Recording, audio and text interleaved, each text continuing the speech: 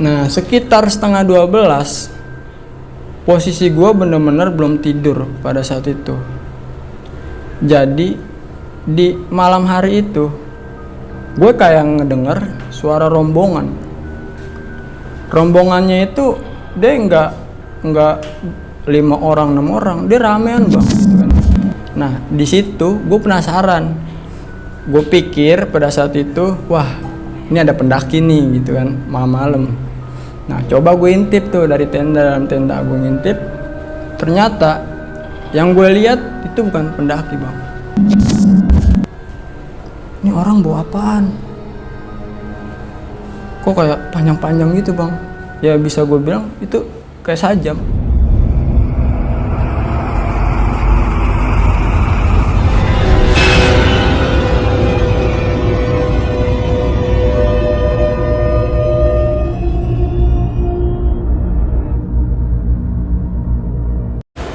Assalamualaikum warahmatullahi wabarakatuh. Selamat malam. Kembali lagi bersama gue Ando, masih di Jembatan Hitam. Terima kasih untuk kalian yang sudah klik video ini. Semoga dilancarkan rezekinya, diberikan kesehatan, dan dipermudah segala urusannya. Seperti malam biasanya, tim Jembatan Hitam sudah mendatangkan seorang narasumber yang akan menceritakan pengalaman misterinya. Bagaimana kisahnya? Halo Bang, apa kabar Bang? Halo bang. Bang, kenalin dulu Bang, namanya Bang. Oke. Kenalin, nama gue Maulana Fadilah, panggilan rumah gue Ziden, dan gue tinggal di daerah Jakarta Pusat. Daerah Jakarta Pusat. Bang, kalau boleh tahu keseharian sibuk apa nih? Aneh kuliah bang Ando. Kuliah. Kuliah di universitas swasta di Jakarta. Salah satu universitas swasta di Jakarta Bang ya. Bang, kalau boleh tahu sedikit Bang, Abang mau cerita mengenai apa nih Bang? Gue mau menceritakan kisah gue di tahun 2013 yang dimana saat itu gue mendaki Gunung Sumbing Via Garung bersama 8 orang teman rumah gue. Di situ ada hal-hal mistis seperti apa? Ada bang, ada yang bisa dibilang di luar nalar lah, tapi nggak banyak juga. Oh ya. Okay. Tapi ini pendakian yang berkesan lah buat gue. Oke Bang. Bang, sebelum cerita, ada gak yang mau Abang promosikan, entah itu sosial media atau Abang punya usaha? Instagram kali ya? Instagram boleh. Instagram. Oke, follow Instagram gue di Mules20. Mules20 post. Nanti ada ya di bawah dan di deskripsi. Kepo-kepoan aja. Ada lagi Bang? Deh, cukup lah. Oke, buat teman-teman pelintas Jembatan Hitam, jangan kemana-mana, tetap saksikan Jembatan Hitam.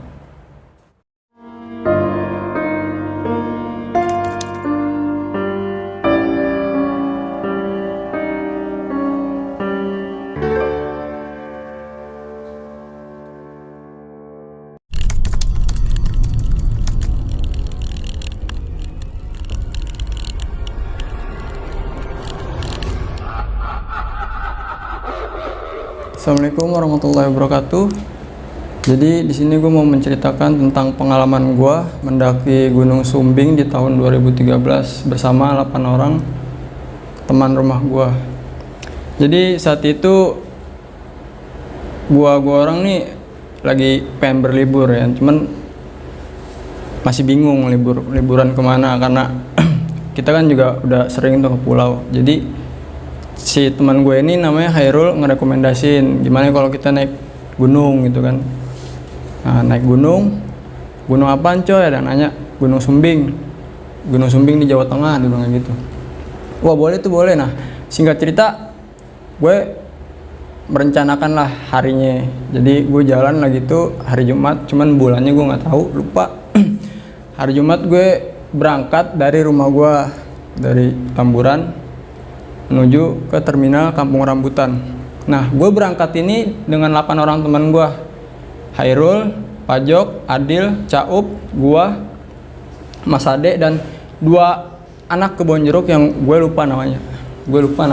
Anak kebon jeruknya 2. Nah, gue jalan lah dari rumah gue tuh habis sholat Jumat, kan hari Jumat lagi tuh.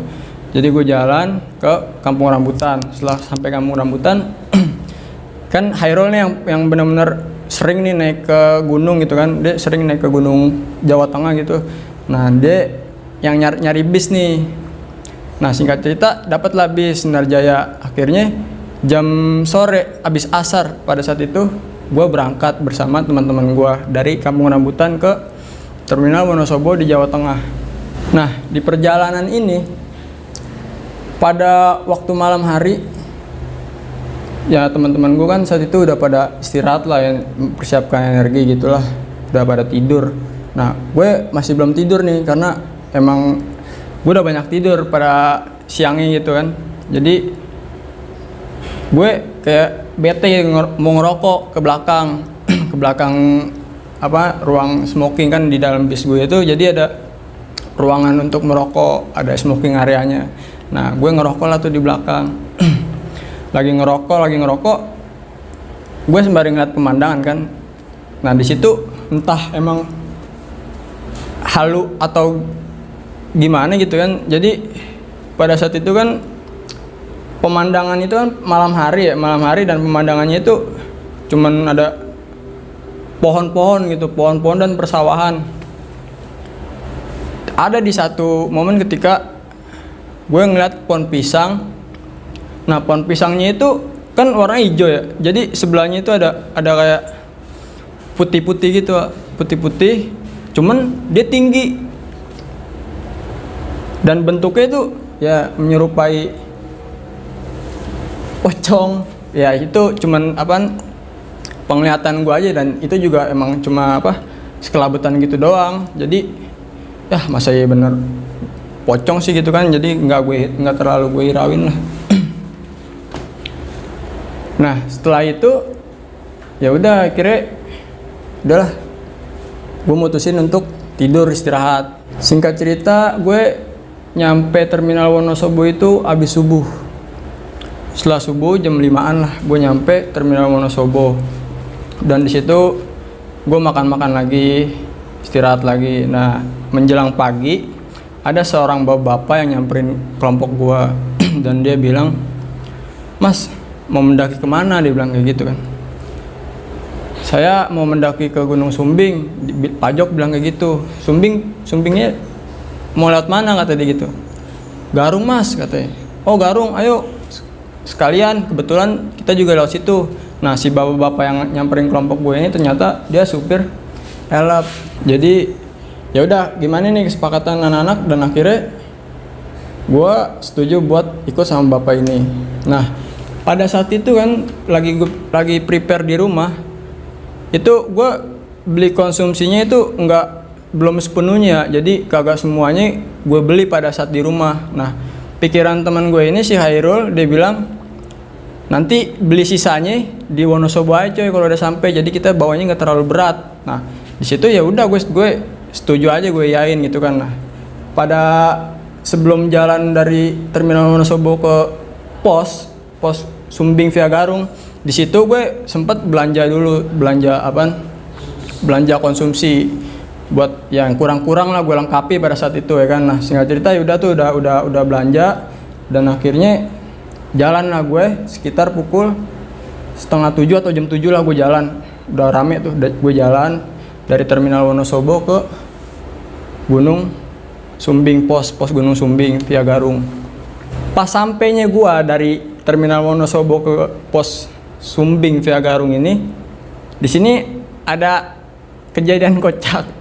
Jadi konsumsi yang gue beli pada saat di Terminal Wonosobo itu kan belum sempat gue masukin carrier. Nah itu dipegang sama si Caup. Jadi dia ditaruh di elep kan ada tempat buat naruh tas gitu kan. Nah jadi sama dia tuh ditaruh di situ konsumsinya, ditaruh di tempat tas gitulah. Nah pas gue pada turun itu kan konsumsi si Caup yang megang ya. Nyata dia lupa, dan akhirnya konsumsi sisa gue yang gue beli di Terminal Wonosobo itu ketinggalan. Di situ akhirnya ya udah mau gimana lagi. Si Airul bilang, "Lu gimana Cup?" Ya udahlah biarin, mungkin lupa kali ya kan. Akhirnya gue belanja lagi, pas banget di jalan mau masuk ke pos Gunung Sumbing via Garung itu depannya ada Indomaret atau Alfamart kalau nggak salah dah. Nah disitulah gue belanja lagi akhirnya. Nah setelah belanja akhirnya ya udah gue isi simaksi, istirahat, makan. Dan pada saat itu yang mendaki ke Gunung Sumbing cuma ada 3 kelompok, termasuk kelompok gue. Satu kelompok udah jalan, satu kelompok kemarin ngecamp, satu kelompok lagi udah jalan. Nah gue kelompok terakhir, entah setelah gue mungkin ada lagi atau kagak, gue juga nggak tahu. Jadi pada saat itu kelompok cuma ada tiga kelompok. Nah habis gue makan, istirahat, packing lagi, masukin konsumsi lagi, prepare, cuci muka, udah sarapan juga kan. Akhirnya kita putusin buat jalan. Nah sebelum jalan itu gue berdoa sama teman-teman gue. Nah di Gunung Sumbing via Garung ini kan, dari base camp ke pos 1 kan lumayan cukup jauh ya. Nah di situ kan memang yang semuanya ini 7 orang ini teman-teman gue itu emang belum pernah mendaki gunung. Yang udah pernah mendaki Gunung Sumbing cuman si Khairul, teman gue, yang ngerekomendasiin liburan ke gunung itu. Nah di situ gue juga nggak tahu ya kan, namanya baru ya, nggak tahu ada transportasi ojek pada saat itu. Dan akhirnya gue mutusin buat jalan kaki dari base camp ke pos 1. Nah dari base camp ke pos 1 itu memakan waktu sekitar 5 jam. Gue berangkat itu dari jam 9-an lah, jam 9 gue berangkat, gue start dari base camp. Nah sampai pos 1 itu memakan waktu 5 jam. Kenapa lama banget? Nah di sini gue di perjalanan pos dari base camp ke pos 1 ini gue banyak break, Kak. Gue banyak break. Temen gue ini emang dari 8 orang ini ya dia pemula, kecuali si Khairul yang tadi gue bilang pemula. Jadi banyak break, banyak istirahat. Dan di mana ada satu momen yang lagi kelompok gue ini lagi break di mana, di tempat persawahan warga lah gitu kan, namanya apa gitu gue juga lupa. Ada gubuk gitu. Jadi gue istirahat di situ sama teman-teman gue. Nah teman-teman gue ini si Pajok nih terutama, dia kayak ngelakuin sesuatu lah apalah gitu, gue juga nggak tahu. Karena emang ya dia istirahat dan gue juga lagi makan juga gitu kan, lagi nyemil, dia istirahat. Nah ini teman-teman gue ini lagi pada ngapain lah, gue juga nggak tahu itu. Dan akhirnya setelah sampai di pos 1 itu sekitar jam 1 atau setengah 2 lah, gue lupa, pokoknya sekitar situlah.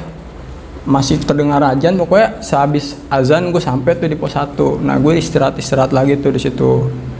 Perjalanan gue di Gunung Sumbing itu emang benar-benar ya lumayan lama lah bisa dibilang, karena emang banyak break ya, maklum pemula juga gitu kan. Nah akhirnya dari pos 1 gue nerusin jalan lagi ke pos berikutnya. Nah dari pos itu, pos 1, pos 2 dan pos 3 sampai kan ada tuh di Sumbing via Garung itu. Jadi ada trek yang namanya tuh, nama treknya itu engkol-engkol. Nah buat teman-teman yang udah naik ke Sumbing pasti tau lah capeknya pas trek engkol-engkol itu. Nah di situ gue banyak istirahat lah pada saat itu. Nah sampainya gue di pos 3 itu sekitar pukul jam 4 sore. Jam 4 sore gue nyampe pos 3 dan si Khairul ini bilang, "Coy, mau ngecamp di mana?" kata dia gitu kan. Enaknya di mana, coy? Kayak Maria sih di antara pos 4 sampai pos 5. Nah, gue lupa nama pos-posnya itu apaan. Yang gue cuma tahu cuma ada Pasar Setan kalau nggak salah. Itu ada di pos 5 atau pos 4, gue juga nggak tahu, gue lupa bener. Nah, gue bilang enaknya di mana, coy? Di pos 4 aja kata dia gitu kan. Nah si Pajok ini di saat perjalanan itu dia udah muntah-muntah, entah kenapa itu kan, keringet dingin, dia capek kali kan. Emang dia bener-bener yang namanya Pajok ini bener-bener baru pertama kali ke gunung dan emang nggak ada persiapan apapun, badannya juga ya lumayan gemuk, jadi agak susah gitu kan buat jalan mendaki seperti kegiatan ini di gunung. Nah dengan keadaan si Pajok ini yang benar-benar udah lemah, akhirnya ya udah coy pos 4 aja coy, pos 4 bentar lagi kan, iya bentar lagi, ya udah kita akhirnya mutusin buat ngecamp di pos 4. Nah singkat cerita jalan tuh gua dan akhirnya nyampe di pos 4. Nah di sini sampai di pos 4 itu sekitar mau maghrib lah, pokoknya mau maghrib lah sore. Gue buka tenda lalu masak-masak. Nah tenda yang gue buka itu 2 tenda, jadi satu tenda isi 4 orang gitu. Setelah tenda jadi kita masak-masak, kita makan, istirahat, ketawa-ketawa, foto-foto gitu kan. Nah malam pun tiba di sini nih, malam di malam pertama gue mendaki di Gunung Sumbing, gue ngerasa ada kejanggalan gitu. Pada saat jam 7 malam itu temen gue ini si Pajok, dia meringis kesakitan karena perutnya ngeblebek-blebek, dia bilang kayak gitu kan. Duh perut gue sakit coy perut gue sakit. Nah di dalam tenda ini kan gue Mas Ade sama 2 orang kebon jeruk ini. Nah di tenda satu lagi ada si Caup, Hairul, Dipa sama Adil. Nah jadi gue berempat. Nah si Pajok ini dia meringis kesakitan kayak aduh perut gue sakit kayak gitu kan. Ke teman gue si Hairul, kenapa coy? Hairul bilang kayak gitu, kenapa coy perut gue sakit coy, gak tahu nih kenapa perut gue sakit, dia bilang kayak gitu. Udah dipakein nih, kita kan bawa minyak angin kita pakein tuh ke perutnya, dan kita juga bawa tolak angin, dia minum lah tolak angin, takutnya emang kembung atau masuk angin gitu kan. Nah setelah diminumin sama dia, nggak berselang berapa menit coy masih sakit coy, perut gue masih sakit nih, gue malah mau BAB, dia bilang kayak gitu kan. Dan akhirnya ya udah, coy lu mau berak, kata si Hairul gitu kan. Iya coy, di mana coy, anterin coy. Nah saat itu kan emang cuaca cerah gitu kan, cuaca cerah dan anginnya tuh nggak terlalu kenceng, standar lah, cuaca cerah banyak bintang. Nah akhirnya gue juga keluar kan, kenapa coy, gue bilang gitu ke Hairul.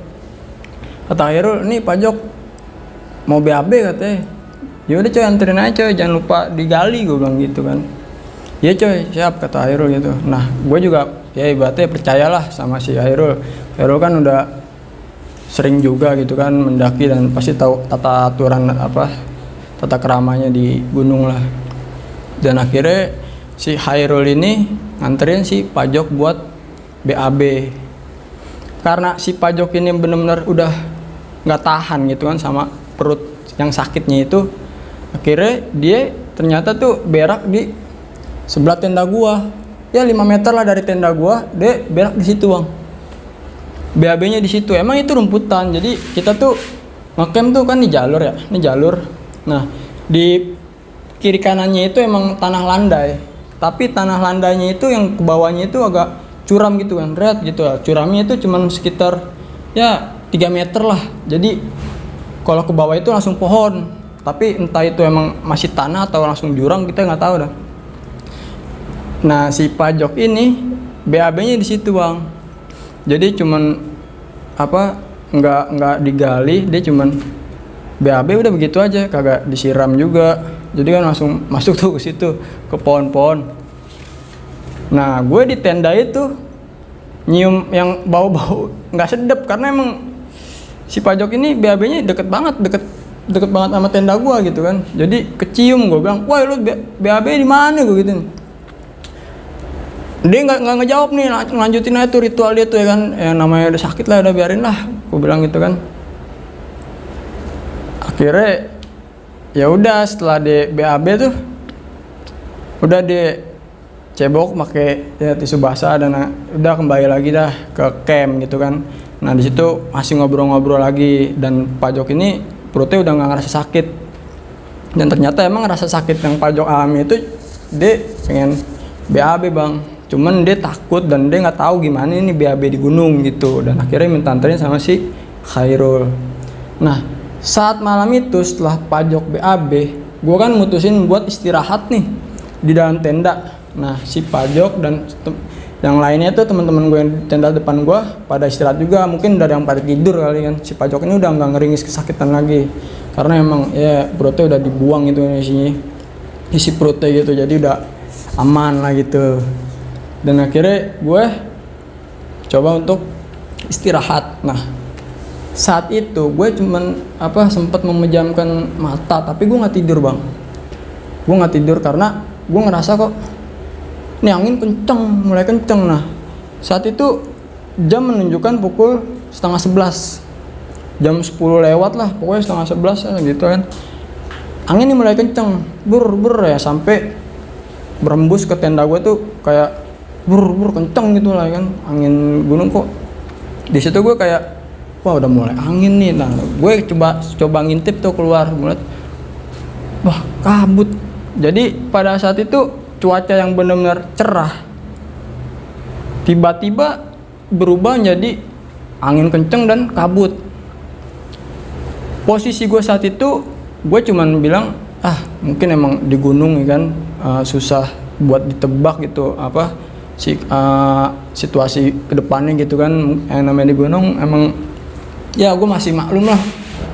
Dan akhirnya ya udah gue berusaha buat istirahat lagi, tidur, dan enggak gue hiraukan pada saat itu. Nah, sekitar 11:30 posisi gue bener-bener belum tidur pada saat itu. Jadi di malam hari itu gue kayak ngedenger suara rombongan.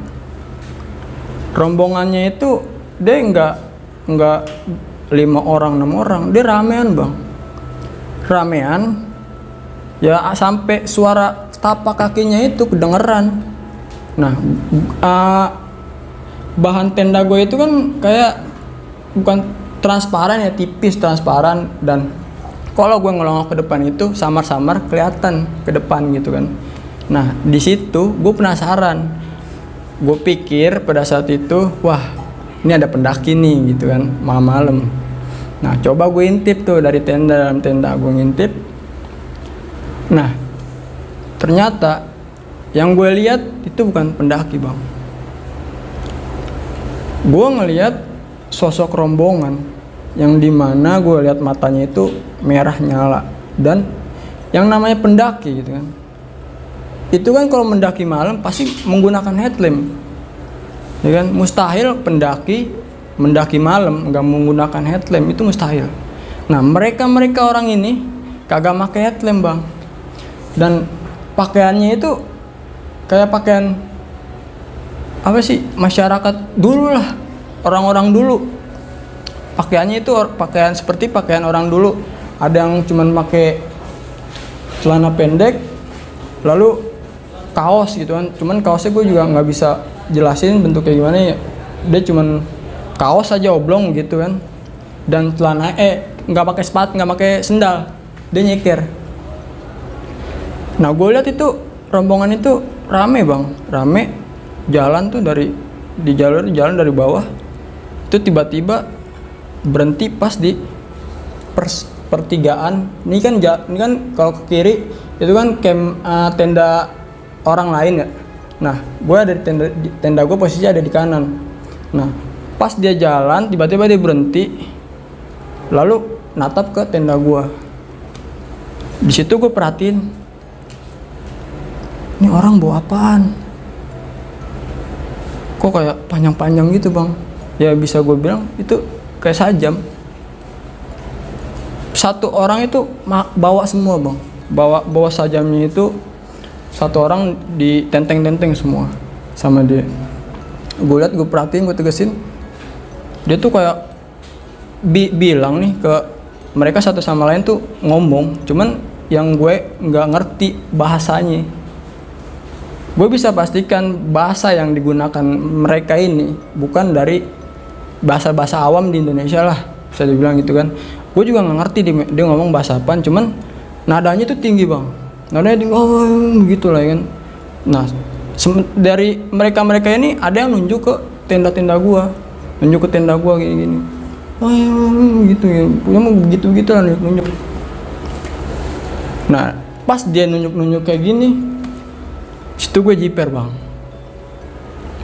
Gue kayak gila nih, kenapa gue bilang salah apaan gitu ya kan. Pada saat itu yang gue lakuin cuman ya udahlah, Mungkin emang entah gue kecapean atau gimana gitu kan. Tapi pas gue perhatiin, jadi kan gue sempat ngeliat nih. Nah terus gue langsung kayak gue mikir tuh ya, langsung gue mikir gitu. Gue liat lagi nih bang, gue liat lagi, gue buat mastiin ini beneran emang gue ngeliat kayak gini apa gimana gitu kan. Pas gue perhatiin lagi, ternyata emang masih ada bang. Jadi saat itu bener-bener kayak kejadian nyata yang gue alamin. Dia masih nunjuk-nunjuk begini ke tenda gue, tapi nggak ngedeket ke tenda gue. Jadi mereka stuck aja di situ ya kan, nggak mencoba maju untuk nyerang gitu tenda gue gitu kan. Kalau misal mereka maju dan nyerang, gue bangunin teman-teman gue gitu kan. Nah pada saat itu mereka cuman diri di tempatnya dia, lalu nunjuk-nunjuk ke tenda gue. Dan akhirnya kenapa nih gue bilang gitu kan. Sempat gue pikir ini ada sebabnya dari kejadiannya si Pajok yang bisa dibilang nggak mempunyai etika lah gitu kan. Ya kita kan di gunung itu kan bertamu lah. Ini tempatnya mereka dah. Di situ gue udah ada pikiran pada saat itu sebab musababnya ya hal yang tadi. Cuman ya udahlah. Karena emang dia nggak maju dan kagak nyerang ke tenda gue gitu kan, cuman nunjuk aja. Ya udah akhirnya gue balik badan bang, buat gue coba buat tidur. Dan akhirnya alhamdulillah gue berhasil bisa tidur. Nah setelah gue tidur beberapa jam gitu kan, si temen gue ini Khairul bangunin gue. Coy, bangun coy. Udah jam 2:30 nih. Jadi muncak gak? Dia bilang kayak gitu kan Khairul. Nah, gue yang ngedengar teriakannya dia tuh bangun, dan gue bangunin teman-teman gue yang ada di dalam tenda. Gue bangunin Mas Ade dan gue bangunin 2 orang anak kebon jeruk itu. Dan gue tanya, Mas mau muncak gak gitu kan? Udah 2:30 nih katanya. Wah ayo muncak. Nah, pas gue liat jam, ternyata masih jam 1 bang. Si Khairul ini emang kayak gitu, dia orangnya suka bercanda juga, jadi biar kita buru-buru gitu kan. Akhirnya pas gue liat jam, ternyata masih jam 1 anjir. Coy, jadi muncak gak? Ayo kalau mau muncak. Gila lo, masih jam 1, dia bilang 2:30, dia ketawa-tawa aja. Nah, cuaca saat itu, pada jam 1 itu masih angin bang. Masih angin dan kabutnya itu bener-bener pekat. Sampai pagi hari pun masih pekat. Nanti gue kirim fotonya. Ada fotonya kalau nggak salah. Nanti gue kirimin ke abang buat dokumentasi lah. Anginnya itu kenceng dan kabut pekat gitu kan. Dan gue bilang sama Khairul, coy, lu yakin coy summit situasi kayak gini kabut? Ngeri juga sih. Pandangan cuman ya nggak jauh, nggak ada 5 meter lah, paling 2 meter sampai 3 meter lah jarak pandang itu kan. Dan anginnya itu kenceng banget bang. Jadi nggak berubah, malah makin parah gitu kan situasi pada malam hari itu. Dan akhirnya ya gue briefing tuh sama teman-teman gue, ini gimana, mau jadi muncak gak? Jadi muncak gak? Jadi summit gak gitu kan? Nah dibilangnya satu-satu. Nah yang setuju buat summit itu kita bertujuh. Jadi kita bertujuh setuju buat summit, dan si Pajok ini dia nggak mau summit bang. Dia bilang, lu aja lah yang summit, gue di sini aja jagain tenda. Dia bilang gitu kan. Capek coy, gila Unung, dia bilang kayak gitu ya kan. Dan akhirnya kita coba buat bujuk si Pajok.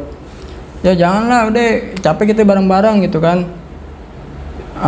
Kita berangkat bareng, pulang juga bareng, jangan ada yang ditinggal-tinggal lah 1 orang pun gitu. Dan akhirnya ya berdiskusi dan kita putusin ya udah si Pajok nih kekeh nggak mau ikut. Dan kalau misalnya kita nggak ikut, dia kayak malas gitu sama kita lah, gimana sih, ya udahlah lu next ini kan, udah nggak usah pikirin gue, tenang aja, dia bilang kayak gitu kan.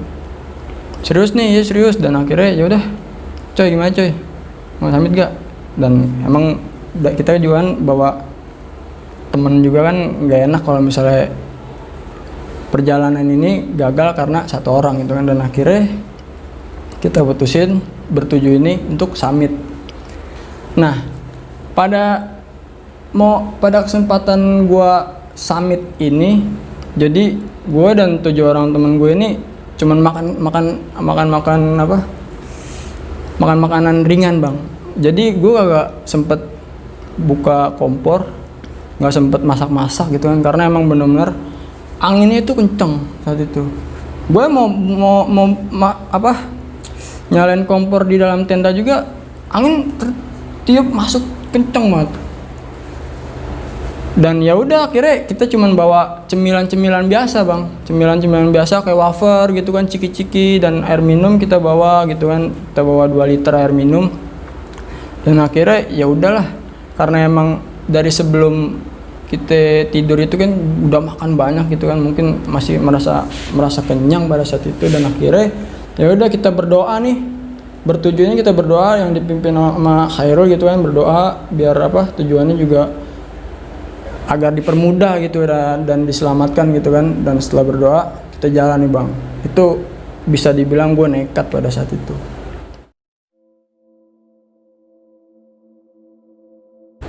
Karena emang jarak pandang yang hanya beberapa meter dan angin yang kenceng gitu kan, gue pun sampai pakai double jaket. Jadi gue pakai jaket rajut yang satu, dan kedua pakai jaket ya khusus di outdoor lah gitu. Nah akhirnya kita jalan. Nah kita jalan ini si Khairul percayain gue buat jadi leader bang.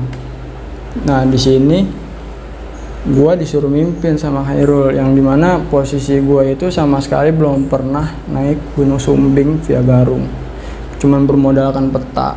Jadi posisinya itu gue di depan, ada Caup, lalu ada Adil dan 2 orang anak kebun jeruk, ada Mas Ade, dan si Khairul ini sweeper.